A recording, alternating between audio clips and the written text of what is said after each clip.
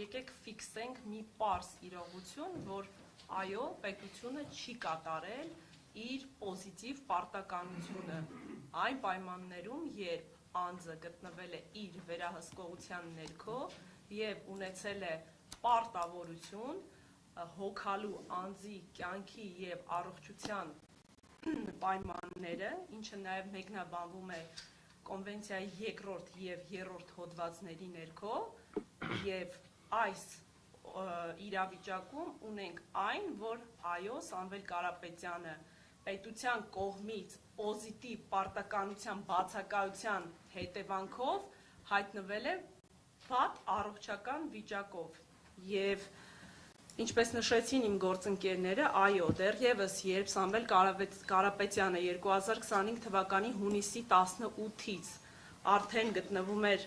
կալանքի տակ, պաշտպանական կողմը փորձելով ամբողջական, լիարժեք, իրավական օգնություն ցուցաբերել իր վստահորդին, ինչպես արվում է բոլոր փաստաբանական գործերով, մենք ինքներս Նաև նշվեց, որ Սամվել Կարապետյանը չի դժգոհել երբևիցե առողջական վիճակից, այո, չի դժգոհել, սակայն պաշտպանական կողմը մշտապես սկսված դեռևս 2025 թվականի հունիսի 23-ից պարբերաբար 2 օրը մեկ, 3 օրը մեկ գրություններ է հասցեագրել, որպեսզի ապահովեն Սամվել Կարապետյանի պատշաճ բժշկական ստուգումները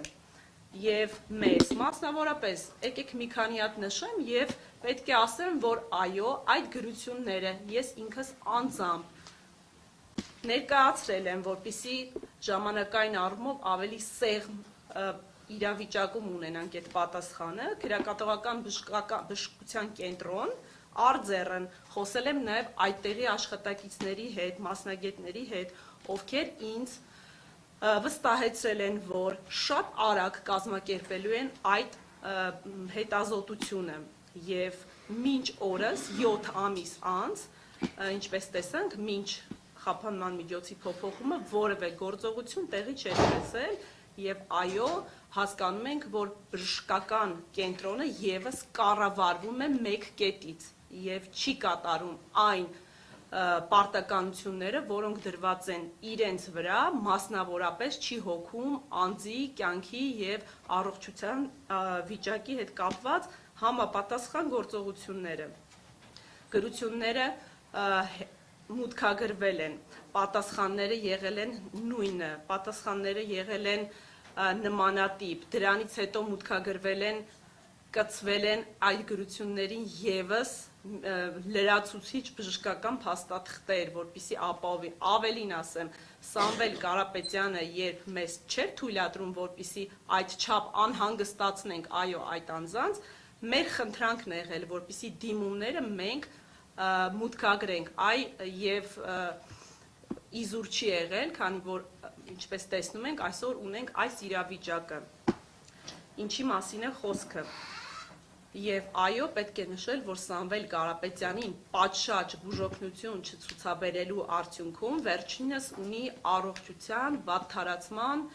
վիճակ։ Եվ իսկ ինչ վերաբերվում է այն հանգամանքին, որ ինչպես նշեցին իմ գործընկերները, խափանման միջոցի փոփոխումը, դա մեզ համար արդյունք չէ, դա մեզ համար որևիցե հաջողություն չէ, Ես համարում եմ դա որպես այդպիսին չարիքի փոքրագույն այս պայմաններում, այսքանը։ Շնորհակալություն, հարցեր ունենք, Ալբանիոս, ավարտություն, Պարոն Վարդանյան, դուք նշեցիք, որ Սամվել Կարապետյանի հետ որևէ քննչական գործողություններ չեն իրականացվել, ըստ ձեզ ինչու 53 քննիչներ, այդպես էլ նախաքննության ավարտ չեն հայտարարում, եւ երկրորդ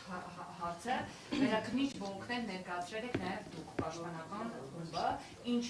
հիմք, ինչ պահանջ ունեք եւ արդյոք դրանք բարույթ ընդունվել են թե ոչ։ Շնորհակալություն, հարգելի գործընկերներ։ Այո,